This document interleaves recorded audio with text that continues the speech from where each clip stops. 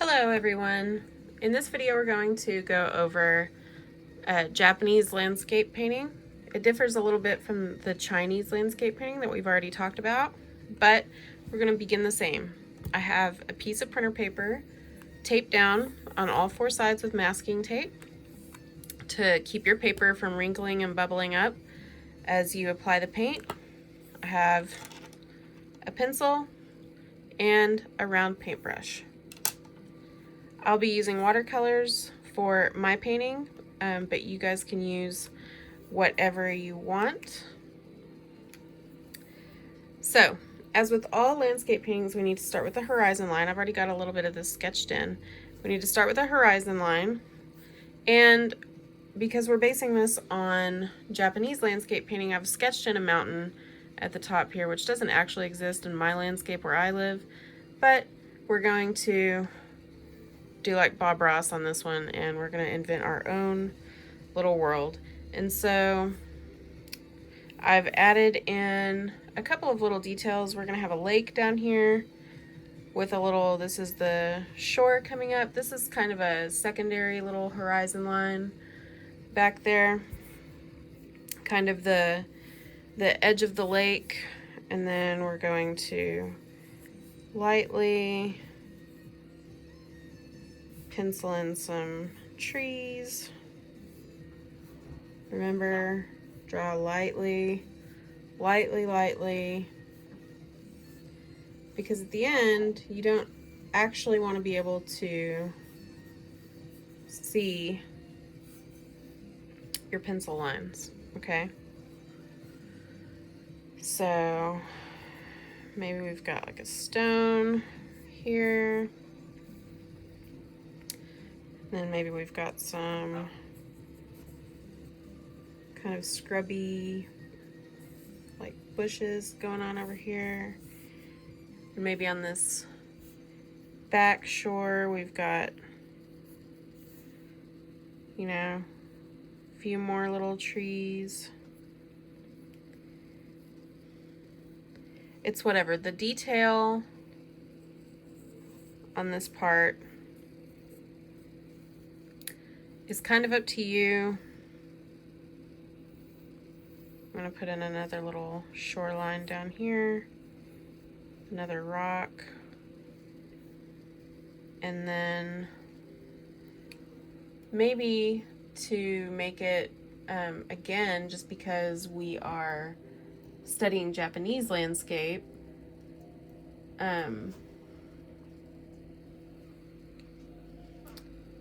we can add a crane. Not like a construction crane, of course, but like the bird crane. Okay, so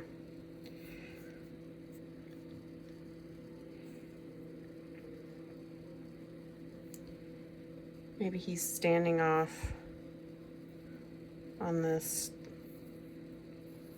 little outcrop over here. Okay.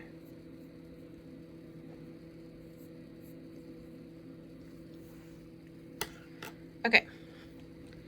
So, as you can see, if you've watched the video about Chinese landscape painting, you may have already noticed that the Japanese landscape is a lot more detailed.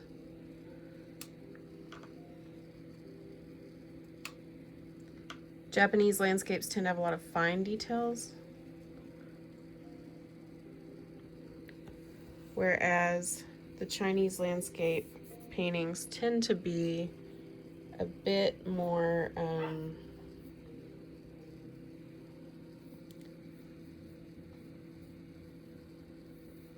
abstracted. They use kind of quick, organic brush strokes to kind of capture the mood or the feeling of a landscape, whereas the Japanese artists were a lot more meticulous in the way that they did their artwork.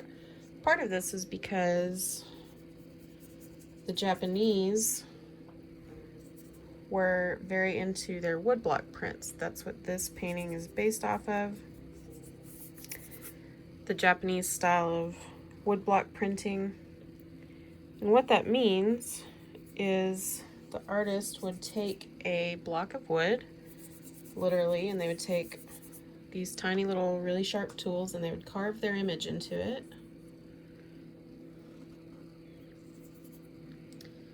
And then they would make prints. And so whenever you're carving your image into a block of wood, you can't really get the quick, brushy movements of the Chinese sumi paintings. And so the Japanese images ended up being a lot more precise, a lot more meticulous, lots of little fine details. And so basically what I'm doing here is putting down this color wash. You can see how quickly I'm having to work because this printer paper sucks up the paint pretty quickly. And if you want to get anything close to kind of an even wash, you've got to move quickly, kind of strike while the iron is hot. And so putting some darker blue up at the top because that was very characteristic of the Japanese landscapes. The sky would get darker as it moved up toward the top of the painting.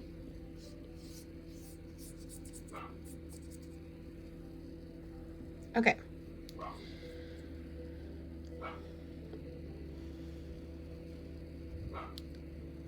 Then what I'm going to do is bring just a little bit of blue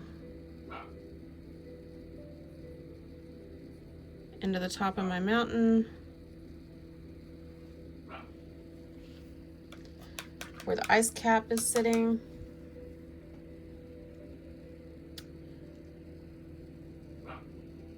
And then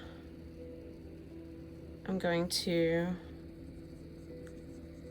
bring some darker blue into the bottom.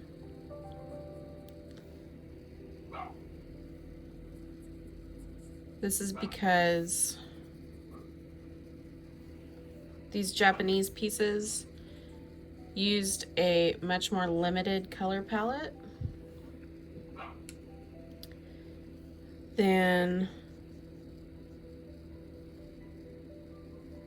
traditional paintings. And that's because, again, they were carving these images into blocks of wood, and every color that you see in a Japanese woodblock print means a different piece of wood had to be carved. And whenever you're doing that, you have to get your colors to match up perfectly so that all of your ink goes into the correct spot so that you can get the look that you're going for. So Japanese woodblock landscapes usually have black and 3, maybe 4 other colors. So I am using black, blue, and then we're going to put some green down for a secondary horizon here.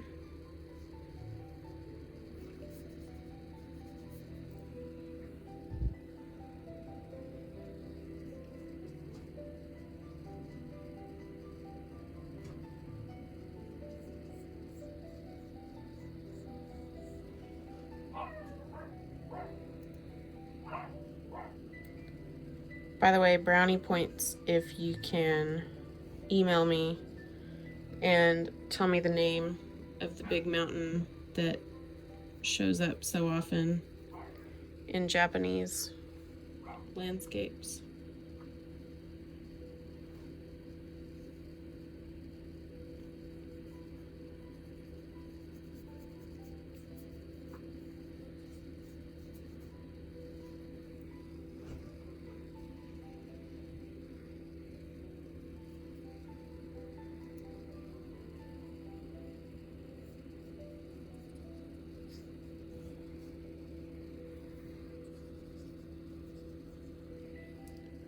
Okay, now I'm going to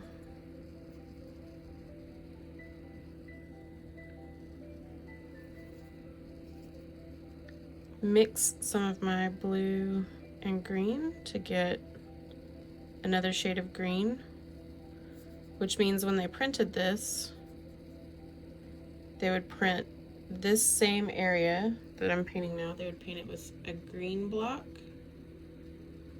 and a blue block, and where the layers of ink overlap, you get these new colors going on, which is a really cool kind of effect. So we've got some small trees going on in the background.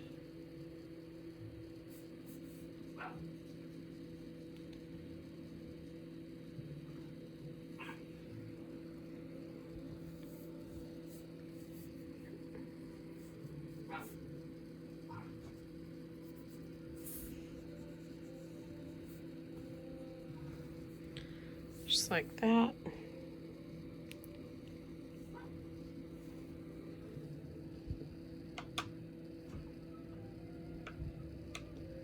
Okay. Then the surface of our lake is going to be a very light blue.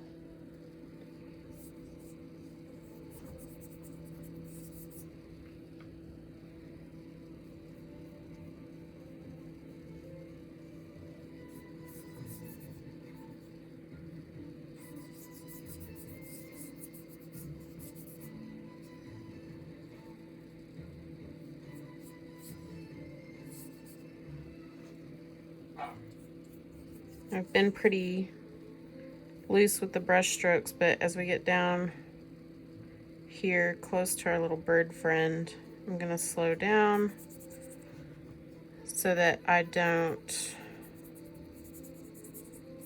like paint him blue where he's not supposed to be, because these cranes are typically white, so I don't want to cover him up.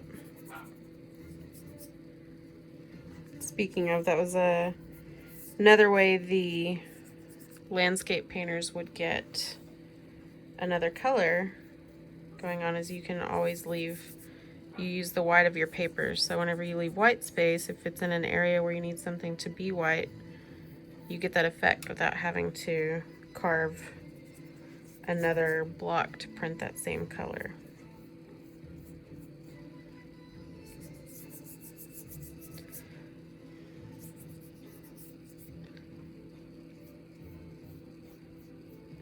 Okay, so I've painted this kind of quickly. You can still see some of the paint strokes, which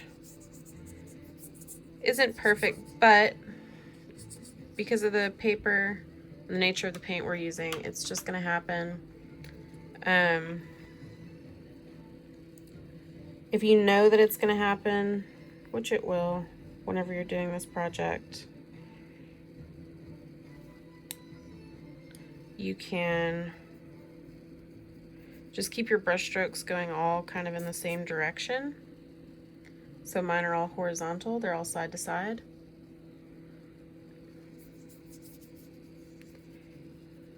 And that kind of gives it the effect of looking like water, right?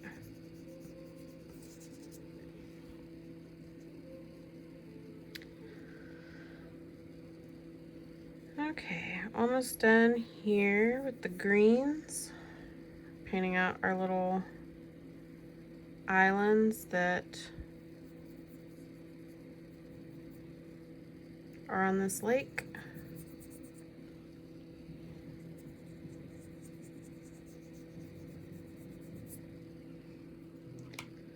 Perfect.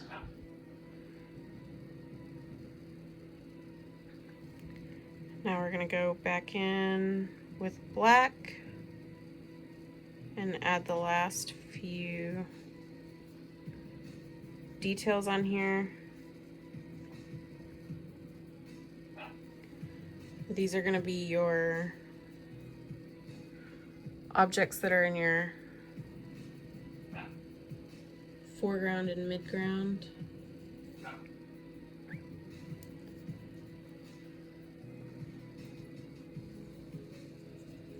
So this is like that kind of scrubby bush that we were talking about.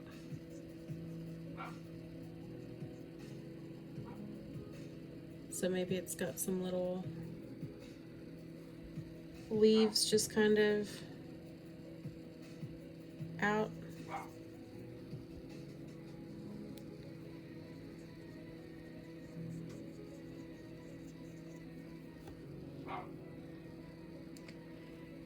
Then we have this cool old tree.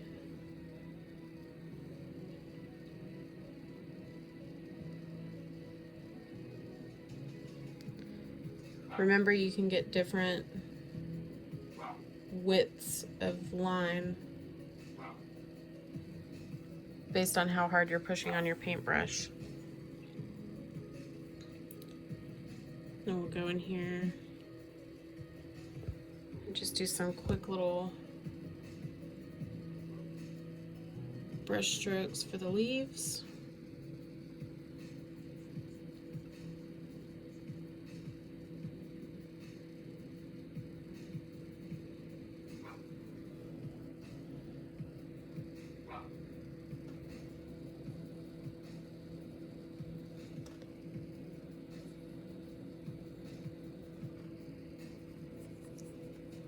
Fill in the details of our rock down here.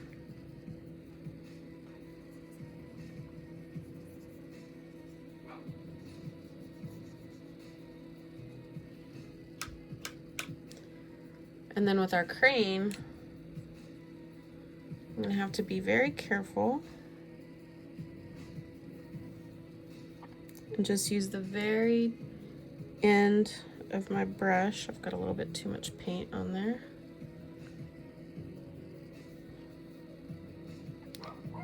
Bring in the little bit of black that they have on their shoulder, and then they have this really cool black stripe that kind of hangs down off the back of their head, and then they have just a little bit of touch of black feathers on their tails. And then what you guys can do once you have your whole landscape painted is you can go back in with a pen and add the details back over the top, which is what gives it that woodblock print feeling. Because the Japanese artists would take a really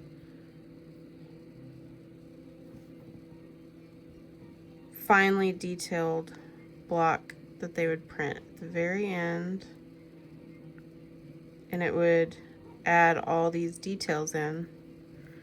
And so we could get all these little details in the feathers.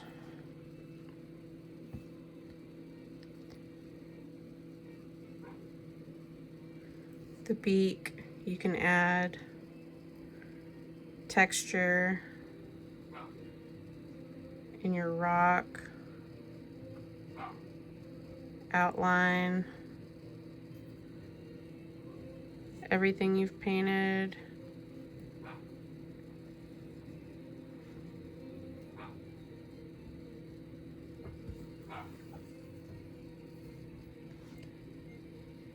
Add some grassy texture. Go back and outline the mountain so that you have that shape defined.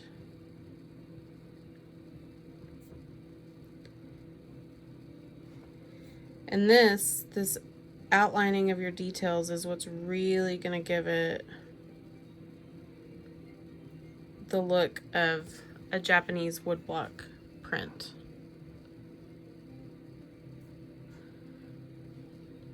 So this type of landscape is really good for people who are really meticulous. If you're detail oriented,